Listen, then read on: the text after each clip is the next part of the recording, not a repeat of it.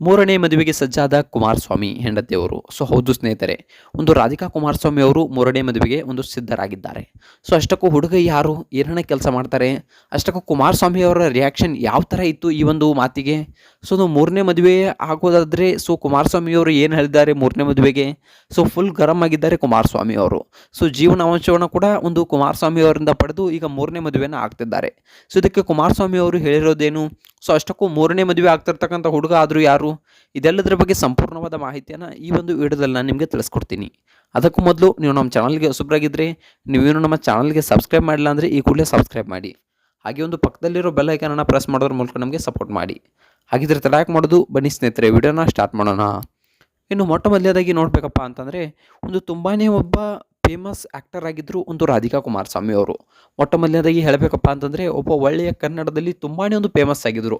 ಆದರೆ ಅಂದಿನ ಕಾಲದಲ್ಲಿ ಹೇಳಬೇಕಪ್ಪ ಅಂತಂದರೆ ಶಿವರಾಜ್ ಕುಮಾರ್ ಅವರ ಜೊತೆಗಿನ ಎಲ್ಲ ಸಿನಿಮಾಗಳು ಹಿಟ್ ಆಗ್ತಾ ಇದ್ವು.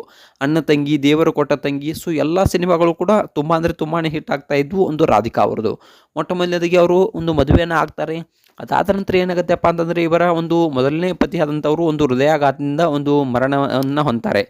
ಅವರು ಪತಿ ನಿಧನ ಹೊಂದಿದ ನಂತರ ಕೆಲವೊಂದಿಷ್ಟು ದಿನಗಳ ಕಾಲ ಮತ್ತೆ ವರ್ಕ್ ಮಾಡೋಕ್ಕೆ ಸ್ಟಾರ್ಟ್ ಮಾಡ್ತಾರೆ. ಕನ್ನಡ ಫಿಲ್ಮ್ ಇಂಡಸ್ಟ್ರಿಯಲ್ಲಿ ಮತ್ತಷ್ಟು ಒಳ್ಳೆ ಸಿನಿಮಾಗಳನ್ನು ಕನ್ನಡ ಇಂಡಸ್ಟ್ರಿಗೆ ಕೊಡಲಿಕ್ಕೆ ಸ್ಟಾರ್ಟ್ ಮಾಡ್ತಾರೆ.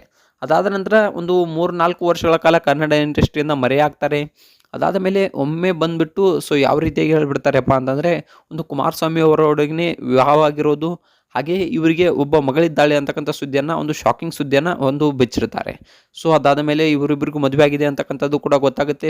ಇವರಿಬ್ಬರಿಗೂ ಈಗಲೂ ಕೂಡ ಒಬ್ಬ ಮಗಳಿದ್ದಾಳೆ. ಹಾಗಾಗಿ ಮತ್ತೆ ಇವರಿಬ್ಬರ ನಡುವೆ ಕೆಲವೊಂದಿಷ್ಟು ಕಲಹಗಳು ಬಂದುಬಿಟ್ಟು ಇವರಿಬ್ಬರಿಗೂ ಡಿವೋರ್ಸ್ ಆಗಿ ಇಂದಿಗೆ ಜೀವನಾಂಶವನ್ನು ಪಡ್ಕೊಂಡು ರಾಧಿಕಾ ಕುಮಾರಸ್ವಾಮಿ ಅವರು ಕೂಡ ಇಂದಿಗೂ ಕೂಡ ಇದ್ದಾರೆ. ಇದರ ನಡುವೆ ಮೂರನೇ ಮದುವೆಗೆ ಸಿದ್ಧರಾಗಿದ್ದಾರೆ ಅಂತಕ್ಕಂಥದ್ದನ್ನು ನಾವು ಇಲ್ಲಿ ಹೇಳ್ಬೋದು. ಮೊಟ್ಟ ಮೊದಲನೇದಾಗಿ ಹೇಳಬೇಕಪ್ಪ ಅಂತಂದರೆ ರಾಧಿಕಾ ಕುಮಾರಸ್ವಾಮಿ ಅವರು ಮತ್ತೆ ಸಿನಿಮಾದಲ್ಲಿ ತೊಡಗಿಕೊಂಡಿದ್ದಾರೆ. ಯಾವಾಗ ಕುಮಾರಸ್ವಾಮಿ ಅವ್ರನ್ನ ಬಿಟ್ಟರು ಮತ್ತೆ ಸಿನಿಮಾದಲ್ಲಿ ತೊಡಗಿಕೊಂಡ್ಬಿಟ್ರು. ಕೆಲವೊಂದಿಷ್ಟು ಸಿನಿಮಾಗಳನ್ನು ಮಾಡೋಕ್ಕೆ ಸ್ಟಾರ್ಟ್ ಮಾಡಿದ್ರು. ಮತ್ತೆ ಪಾಪ್ಯುಲಾರಿಟಿಯನ್ನು ಪಡಿಬೇಕು ಅನ್ನೋ ಆಸೆಯಿಂದ ಮತ್ತಷ್ಟು ಸಿನಿಮಾಗಳನ್ನು ಮಾಡೋಕ್ಕೆ ಸ್ಟಾರ್ಟ್ ಮಾಡಿದ್ರು.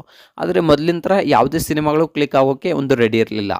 ಅದಾದ ನಂತರ ಏನಾಯ್ತಪ್ಪ ಅಂತಂದರೆ ಮೂರನೇ ಮದುವೆಗೆ ಸಜ್ಜಾಗಿದ್ದಾರೆ ಅಂತಕ್ಕಂಥ ಸುದ್ದಿಗಳು ಕೂಡ ಕೇಳಿ ಬರ್ತಾ ಇವೆ.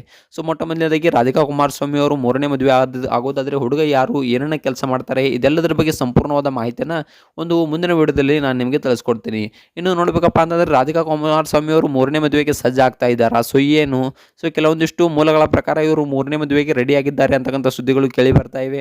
ಇದಕ್ಕೆ ಕುಮಾರಸ್ವಾಮಿ ಅವರು ಆಕ್ರೋಶವನ್ನು ವ್ಯಕ್ತಪಡಿಸಿದ್ದಾರೆ ಅನ್ನೋ ಮಾತುಗಳು ಕೂಡ ಕೇಳಿ ಬರ್ತಾ ಇದೆ. ಮೂರನೇ ಮದುವೆ ಆಗೋದಾದರೆ ಹುಡುಗ ಯಾರು, ಏನನ್ನ ಕೆಲಸ ಮಾಡ್ತಾರೆ, ಇದೆಲ್ಲದರ ಬಗ್ಗೆ ಸಂಪೂರ್ಣವಾದ ಮಾಹಿತಿಯನ್ನು ನಾನು ನಿಮಗೆ ಮುಂದಿನ ವಿಡಿಯೋದಲ್ಲಿ ಆದಷ್ಟು ಬೇಗ ತಿಳಿಸ್ತೀನಿ. ಈ ರಾಧಿಕಾ ಕುಮಾರಸ್ವಾಮಿ ಅವರ ಈ ನಿರ್ಧಾರದ ಬಗ್ಗೆ ನಿಮ್ಗೆ ಏನು ಅನಿಸ್ತೆ ಅನ್ನೋದನ್ನ ಕಮೆಂಟ್ ಮಾಡಿ.